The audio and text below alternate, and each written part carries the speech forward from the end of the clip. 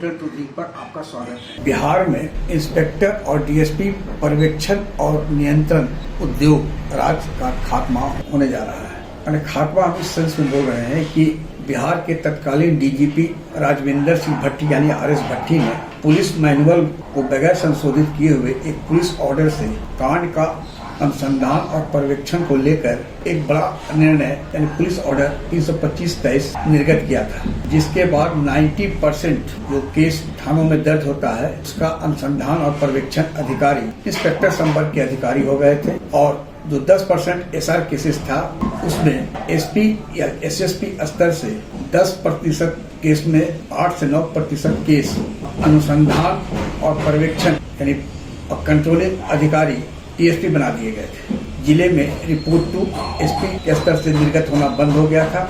इस संबंध में ट्रूथविंग ने आरएस भट्टी के उस आदेश को पिछले साल ही प्रमुखता के साथ उठाया था।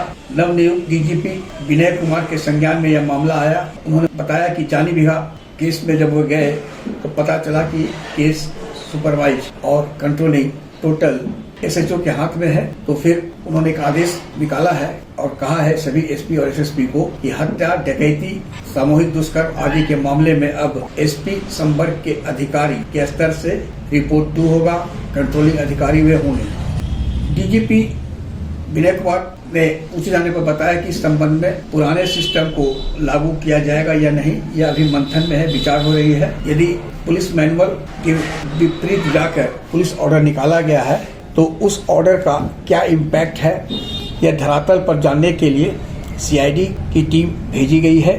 थाना स्तर पर कांडों के जो महत्वपूर्ण कांड है उसका वो विवेचना सीआईडी की टीम करेगी और यह रिपोर्ट आएगा मुख्यालय में कि कैसे 325/23 से अनुसंधान प्रभावित हो रहा है। यहाँ यह बता दें कि बिहार में 90% से अधिक थानों में 2009 बैच और 1994 बैच के सब इंस्पेक्टर जो इंस्पेक्टर में प्रोन्नत हैं वे एसएचओ हैं। भट्टी जी का आदेश था कि 3 साल से अधिक मामले में हो जो गंभीर नहीं है, जो सजा है, वह इंस्पेक्टर संवर्ग के अधिकारी उसके पर्यवेक्षण और कंट्रोलिंग अधिकारी होंगे। वही अधिकारी यानी इंस्पेक्टर के स्तर से ही मामले का डिस्पोजल अदालत तक कराया जाएगा, यानी चार्जशीट तक कराया जाएगा। उसमें डीएसपी इंटरफेयर नहीं करेंगे। और फिर 7 साल तक के वो एसआर केसेस में भी मामला था, वह डीएसपी संवर्ग के अधिकारी के ही पर्यवेक्षण और अनुसंधान दिशा तय करने के लिए सुनिश्चित करा दी गई थी, यानी डीएसपी ही सर्वे सर्वा हो गए। ऐसे में आर्म्स एक्ट, दहेज उत्पीड़न यानी हत्या से संबंधित मामले हैं, कई ऐसे मामले थे जो सीधे डीएसपी के स्तर से ही फाइनल आदेश जाता था। उसमें एसपी के स्तर से रिपोर्ट 2 वगैरह निर्गत नहीं हो रहा था। यानी ग्रामीण एसपी हो या सिटी एसपी हो, ये सिर्फ मूक दर्शक होकर देख रहे थे और प्राय एसपी संवर्ग के अधिकारी भी जवाबदेही से बचने के लिए जो 10% गंभीर मामले थे उसमें भी 8 से 9% वो डीएसपी संवर्ग को ही अधिकारी को सौंप दे रहे थे कि आप तय करें। डीजीपी विनय कुमार बताते हैं कि यह जानकारी उन्हें थी और जब वे डीजीपी बने तो उन्होंने कई मामलों में सीधे कांड से संबंधित एसएचओ से बात की, एसपी से बात की।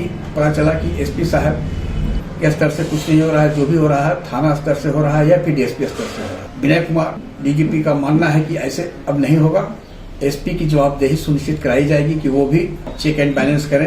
गंभीर से गंभीर मामलों में डीएसपी पर पर्यवेक्षण और पूरी कंट्रोल केस की जिम्मेवारी नहीं सौंपी जा सकती है। आखिर पुलिस मैनुअल में चेक एंड बैलेंस की व्यवस्था है। डीजीपी बताते हैं कि इस संबंध में उनका स्पष्ट मानना है कि जो सीआईडी की रिपोर्ट आएगी और जो और भी जांच हो रही है कई स्तर पर, उससे ये विवेचना होगी कि 325/23 जो पुलिस मैनुअल का उल्लंघन कर पुलिस ऑर्डर था वह तो अवैधानिक है ही, लेकिन यदि उसमें कुछ संशोधन कर उसे बरकरार रखा जा सकता है तो उसके लिए फिर गृह विभाग से भी अनुमति ली जा सकती है, सरकार से भी अनुमति ली जा सकती है।